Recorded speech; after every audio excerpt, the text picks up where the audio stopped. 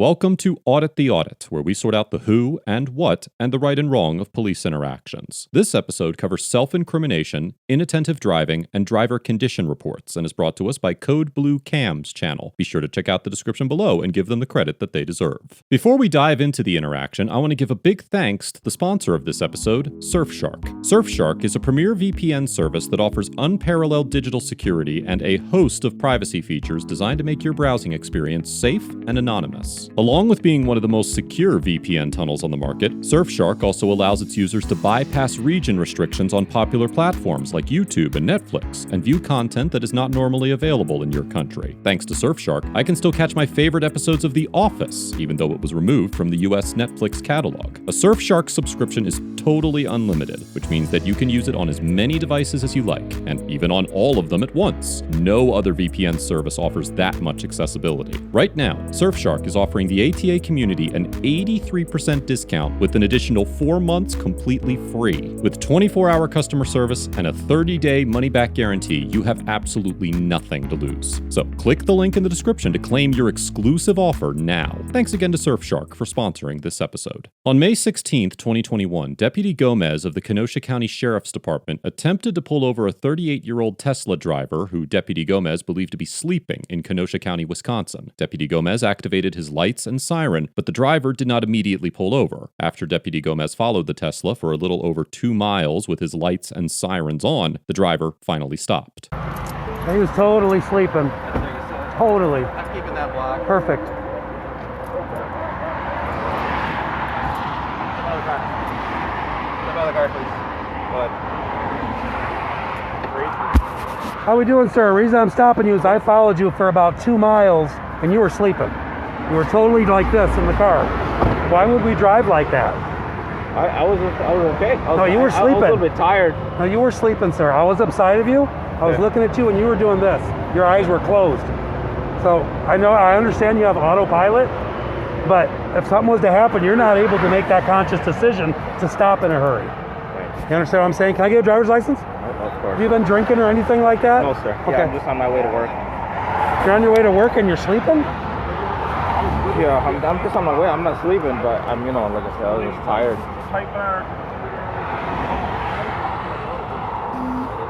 Do you have insurance as well? I don't have a card. I have a... Okay, you have it on your phone? Yeah. Okay. So you're on your way to work, but you're sleeping. Well, I'm not sleeping, but like I said, I'm on my way to work. We had a person call you in sleeping. Okay. And I saw you They sleeping. followed you from Illinois all the way to Highway 50, and then he got alongside you, and you were knocked out. You were like this, with your head pointed that way. Like I said, I am tired. I'm on Okay. my way into work. But I get the auto option, but you still have to be awake and doing things. You're not able to make a quick decision yeah. I mean, I if don't you have have the to. full service yet. I don't think it's available for everybody. 241.4. Okay. I'm going to run your license. I'll be right back, okay? Yep. Just hold on. The driver denies sleeping and only admits that he was tired, which protected his ability to defend himself in court. If the driver were to be charged with a crime or traffic offense, the government would have to prove that he violated whatever law he was charged with violating. If the driver had admitted that he had fallen asleep, he essentially would be helping the prosecutor make their case against him, as any statements he made could be used as evidence of his guilt. However, since the driver did not admit to sleeping, and his vehicle did not deviate from its course on autopilot, the only real evidence that supported Deputy Gomez's belief that the driver was sleeping was his personal observations that the driver was not looking at the road and sitting in a relaxed position. These observations, as well as the fact that the driver did not immediately pull over, could be explained by the driver simply being tired rather than because he was sleeping. By not admitting that he was sleeping, the driver gave himself a better chance of beating any charges that may be filed against him in court. This situation is a classic example of why individuals should not make admissions of guilt to police officers and be careful not to incriminate themselves when speaking to police. The Fifth Amendment protects citizens from being compelled to incriminate themselves, and this interaction should serve as a reminder that citizens should make use of this right whenever they encounter members of law enforcement. Nothing illegal in the car? No, sir. No medications or anything like that? No. Do you mind if I look inside the vehicle? Yeah, go ahead. All right. What was that, Sam? No.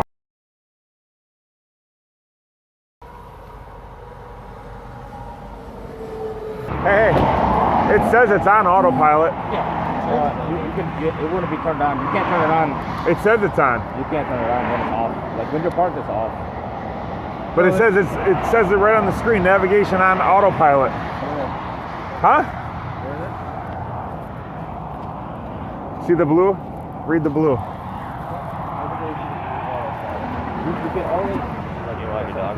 Huh? Okay. Well, there's no way you were driving your car like this. There's no way. I'm just telling you. Slide back over there. Yeah, come over here for us. There's no way you could be driving your car when I'm upside of you and you're sleeping. So I'm just telling you, sir. No, I understand. Or you would have been all over the road. Just have a slide back to the back. Yeah, just over here for us, sir. I haven't dealt much with this, I'll be honest with you, because some of these cars don't do this. Some of them do. So this will be the first time I've ever dealt with this. But there's got to be some restrictions that say you don't just put it in autopilot and then go to sleep. So that's one thing I'm worried about. And again, that was not the situation. How can you say that when I watched you sleeping?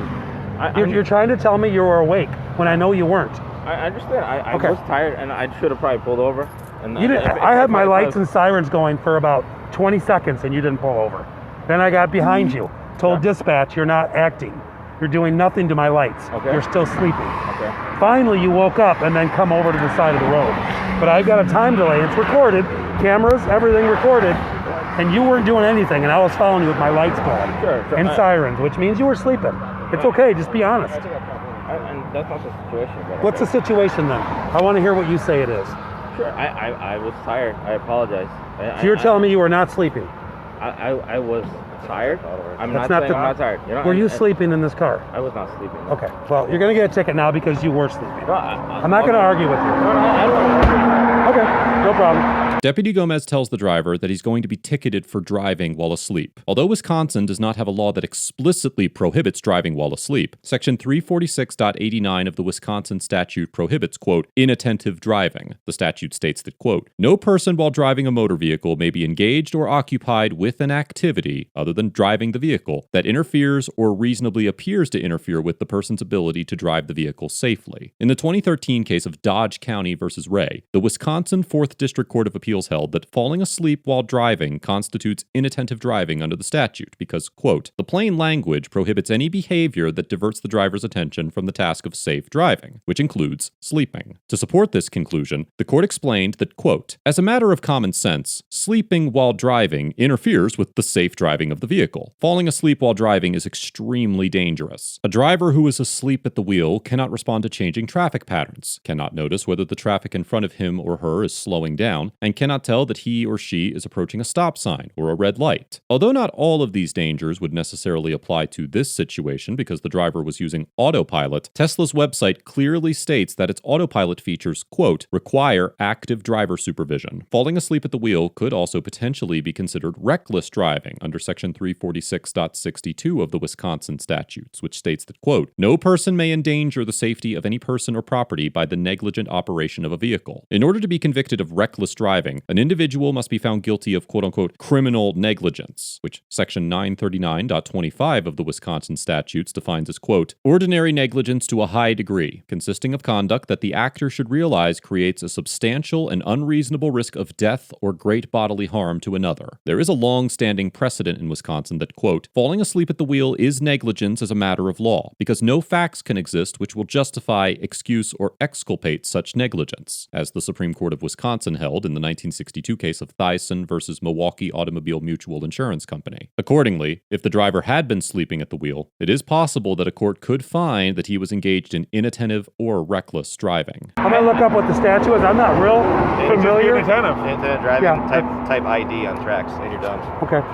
That's just crazy, man. It's scary to think, like, he got alongside you, man. That's why all three of us came.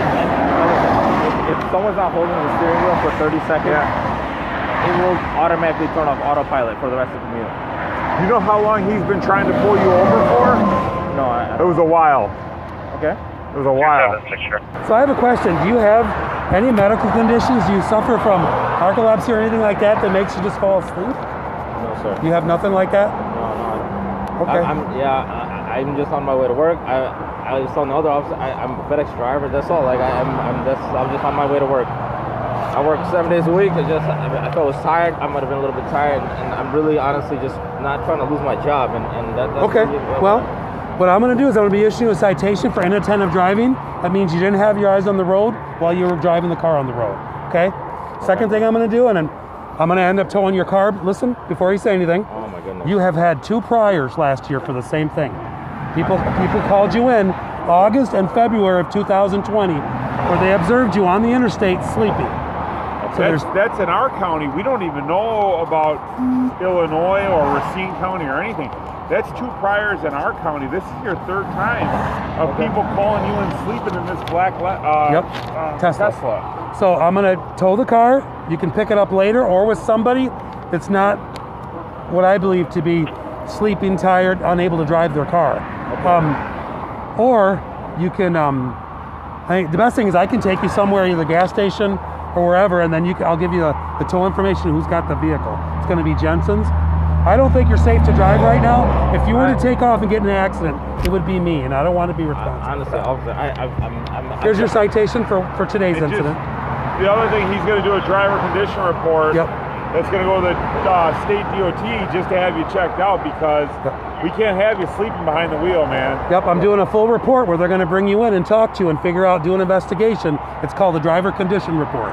Okay. Because of what's going on, I got to make sure everybody's safe. And to me, that's not being safe, sir. Deputy Gomez issues the driver a ticket for inattentive driving and tells him that he's going to tow his Tesla because he believes that it would be dangerous to allow the driver back on the road. Deputy Gomez then informs the driver that he will be completing and submitting a driver condition report regarding the incident. A driver condition or behavior report, also known as Wisconsin Department of Transportation Form MV 3141, is a form that individuals can use to report drivers who could be dangerous behind the wheel because of a medical condition, and law enforcement officers, medical doctors, and private citizens can file this report at their discretion. The Department of Transportation reviews the submitted reports to determine if there is a quote-unquote good cause for action as authorized under Section 343.16 of the Wisconsin statutes, which states that, quote, whenever the Secretary has good cause to believe that an operator is incompetent or otherwise not qualified to be licensed, the Secretary may, upon written notice of at least 5 days to the licensee, require the licensee to submit to an examination. This examination may include a road test, a knowledge test,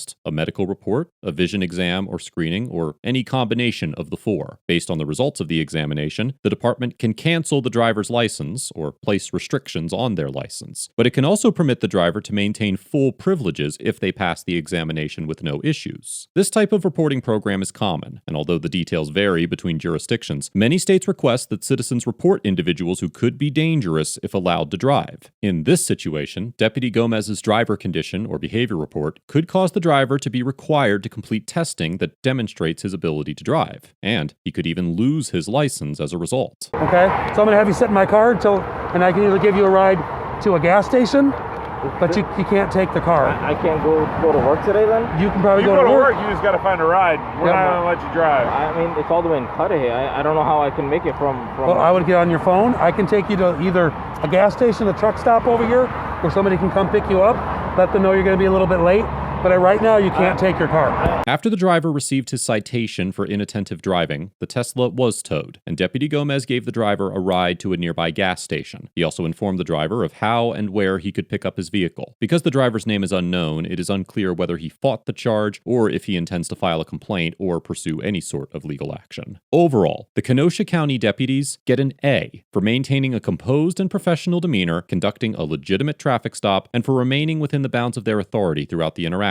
Nothing about this stop suggests that any kind of police misconduct occurred, and this interaction should serve as a reminder that thousands of legitimate and uneventful police interactions occur on a daily basis, and a vast majority of those interactions result in violations being corrected and crimes being stopped. This channel often features interactions where members of law enforcement commit acts of misconduct, but it is important to bear in mind that not every police encounter is unwarranted, and that police officers do effectuate positive change and create safer communities around the country. If the driver was asleep, as Deputy Gomez alleged, then there's no denying that the deputy's actions created a safer roadway for the public. And it is difficult to fault the deputy for towing the driver's car and ensuring a follow-up investigation was conducted considering the driver's driving history. I commend the Kenosha deputies for carrying out this stop with a professional attitude and ensuring that the driver did not put others at risk again. The driver gets an A-, because although he failed to verbally invoke his right to remain silent, he remained calm and collected throughout the interaction, refused to admit guilt to the deputies, and challenged Officer Gomez's allegations with relative success. Although there is evidence to suggest the driver may have been sleeping at the wheel, he could still have a chance to prove his innocence in court, considering that he never admitted guilt to the deputies. As mentioned earlier, the only evidence to support a case against the driver is his refusal to stop immediately and Deputy Gomez's alleged observations, both of which could be explained by innocent behavior, such as being tired. The driver's careful choice of words and refusal to offer the deputies an admission of guilt will likely play a major role in the outcome of this case if it is challenged in court. All that said, the driver never verbally invoked his right to remain silent, and while he was able to navigate the questions and accusations of the deputies in this interaction, that will likely not be the case for most citizens involved in other police encounters. Most individuals in the driver's position would have benefited from invoking the right to remain silent to ensure that nothing incriminating was said. I commend the driver for remaining calm and collected throughout the interaction, and for choosing his words carefully. And this interaction highlights the importance of remaining silent no matter the context of the encounter.